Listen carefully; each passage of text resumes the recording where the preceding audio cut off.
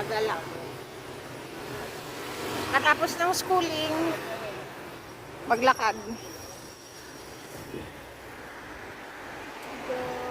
Okay. Saan ito? Sa Subic. Subic Bay. Proportion sa Atlanta.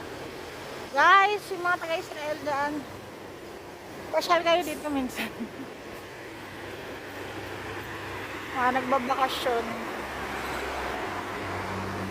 Naglalakad ako kasi kailangan ko mag-lose ng weight. I wanna lose more weight, guys. Kaya, o diba, hindi ko na kailangan pumunta ng Manila para makakita ng lights.